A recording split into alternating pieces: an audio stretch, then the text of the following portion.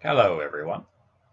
Today's story is going to be the Tinderbox, as it was written down by Hans Christian Andersen in about 1835, if you believe that he created all those stories.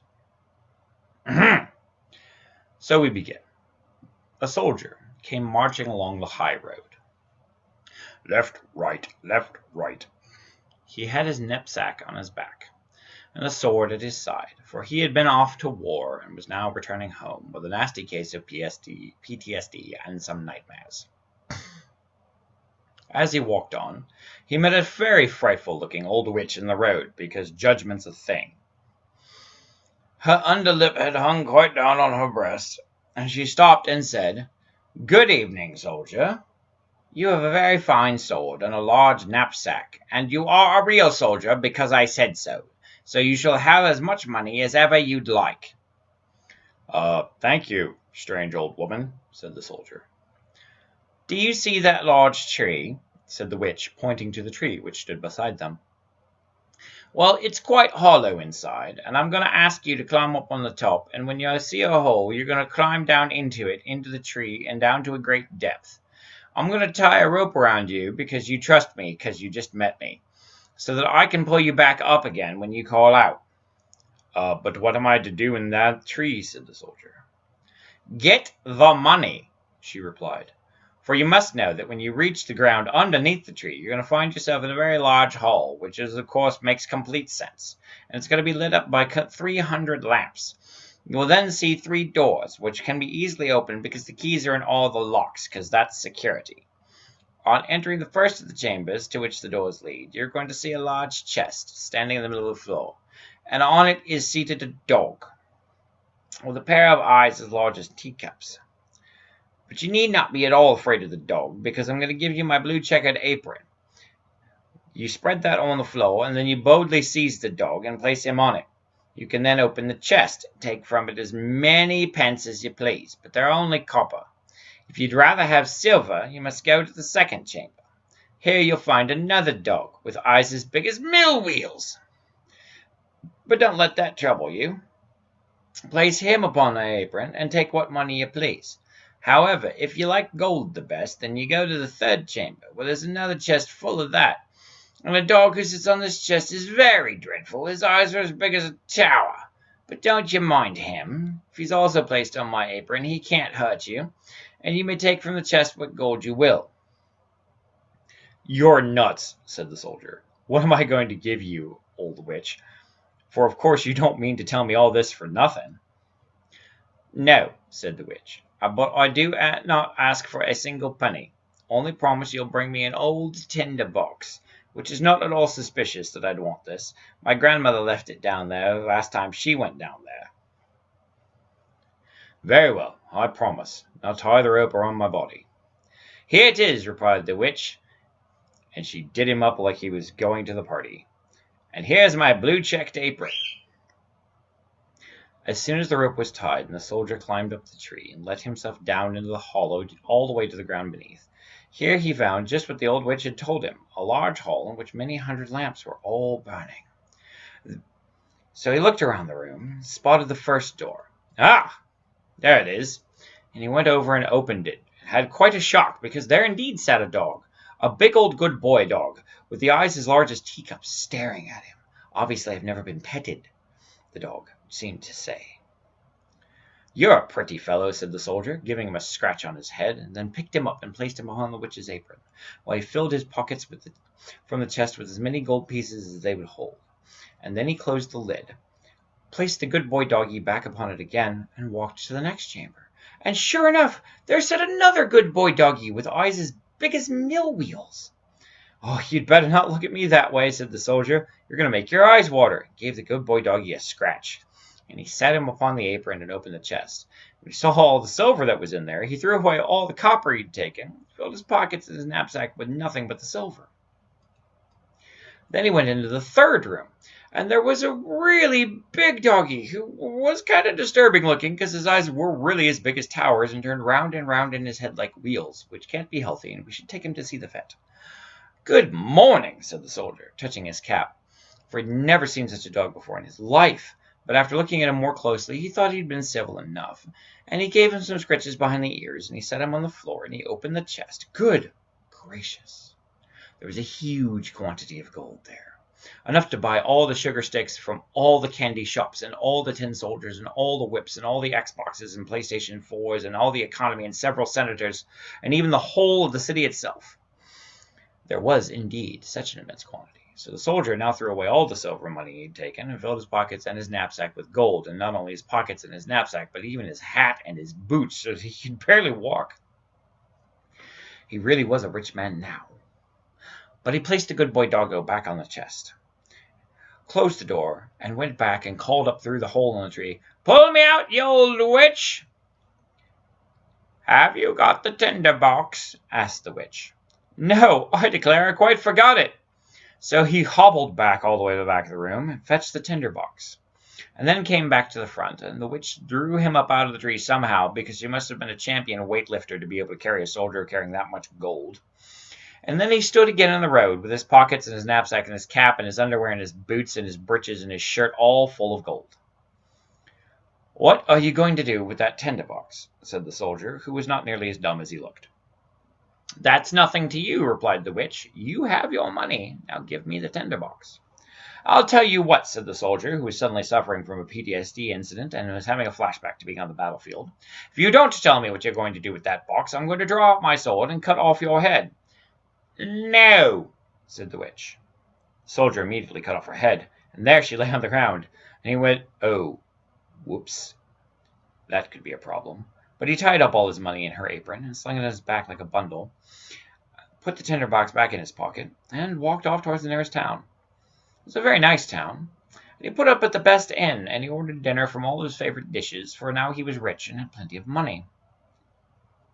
The servant, who cleaned his boots, thought they were a very shabby pair of boots to be worn by such a rich gentleman, for he had not yet bought any new boots. The next day, however, the soldier went out and bought some good clothes and proper boots and a nice car and perhaps a small villa, so that he could be seen as a fine gentleman. And the people visited him and told him all the wonders that would be seen in the town, and of the king's beautiful daughter, the princess, because that's exactly what our story needed next. A princess. "Where can I see her?" asked the soldier. "Oh, she's not to be seen at all," the people said. "She lives in a large copper castle, surrounded by walls and towers and security and all kinds of technological security systems, and no one but the king herself can pass in or out, because he's got a lot of trust issues and doesn't want his daughter to marry anyone he doesn't like. And there's been a prophecy that she'll marry a common soldier, and the king cannot stand what the neighbors would say in such an instance." "Well, I should very much like to see her," thought the soldier, but he could not obtain any permission to do so.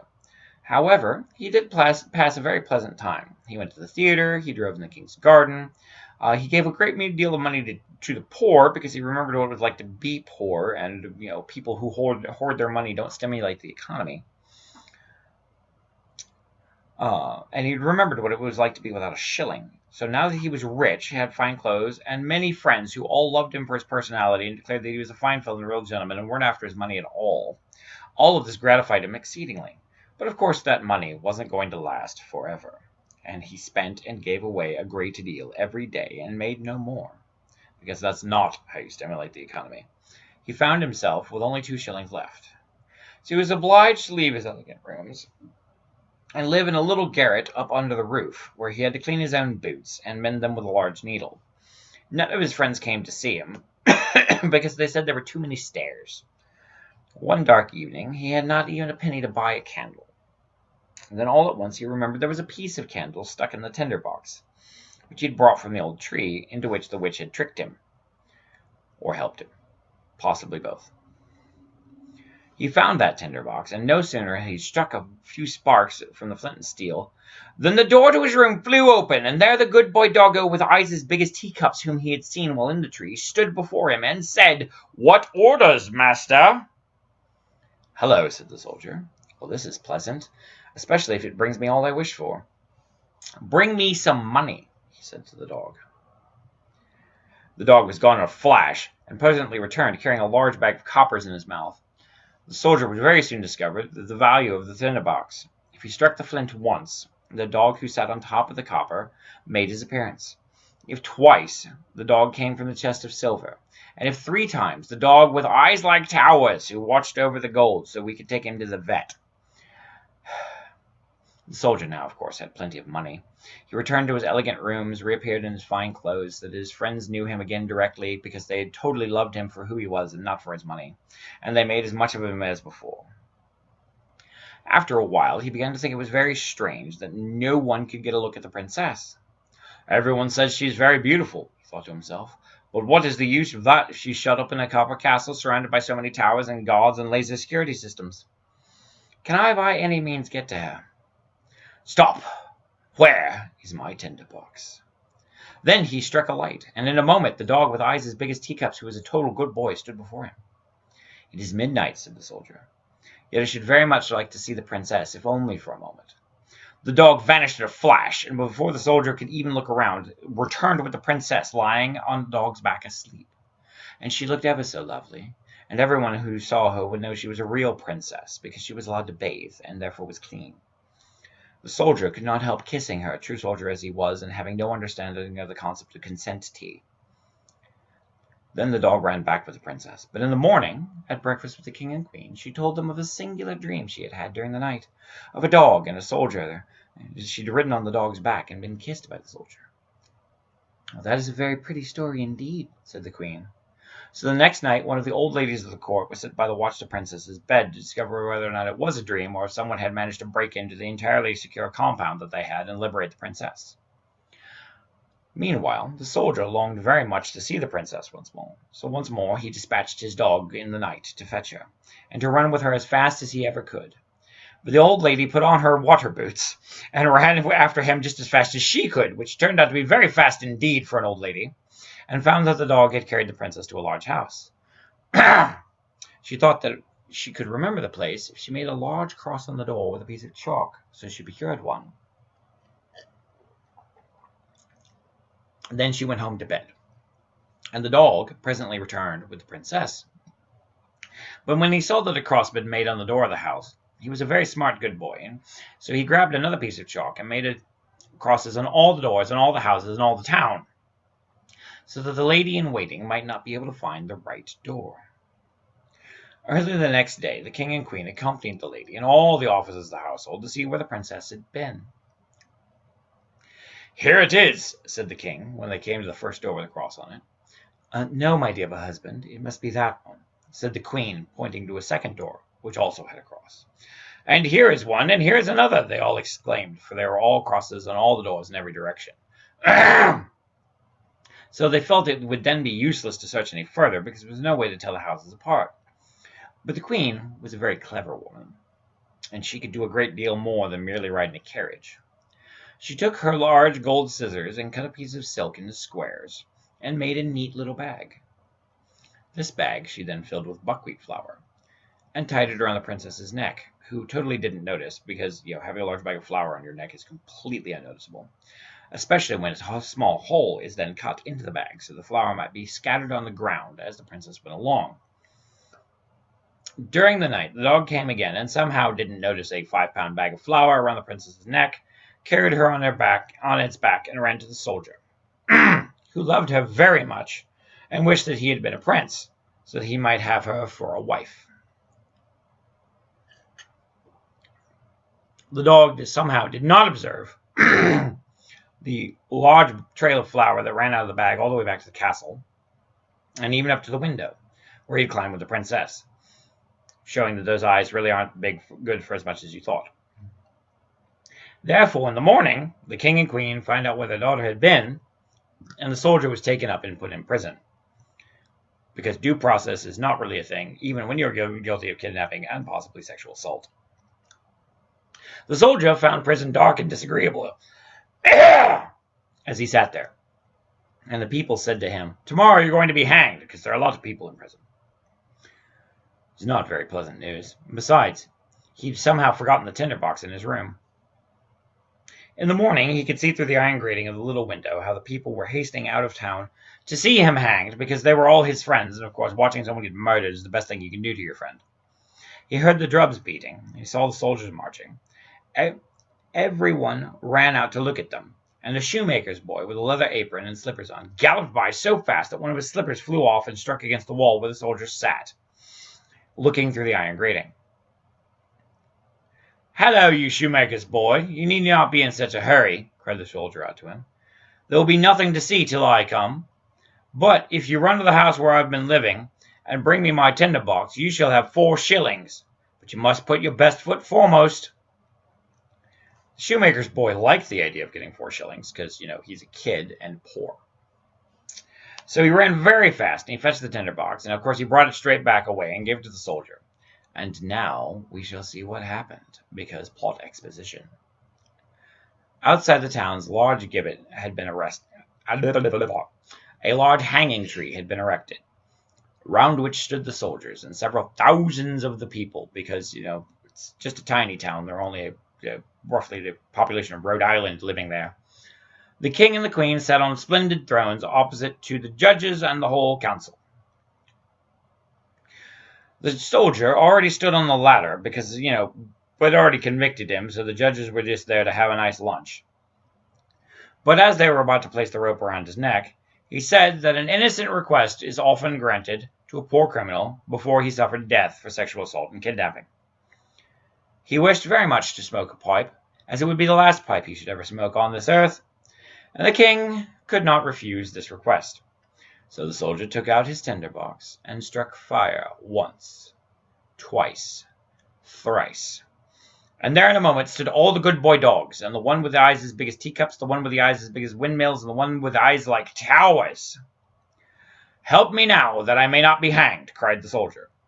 And all the dogs fell upon the judges and all the councillors, and seized one by the legs and another by the nose, and tossed them many feet high in the air, and played like good boy dogs, so that they all fell down and were dashed to pieces because they were bad men. "I will not be touched," cried the king, but the largest dog seized him as well as the queen, and threw them after the others.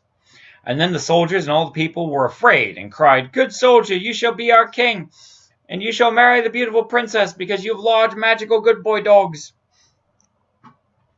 So they placed the soldier in a king's carriage, and the 3 dogs ran on in front of the carriage, crying, "Hurrah!"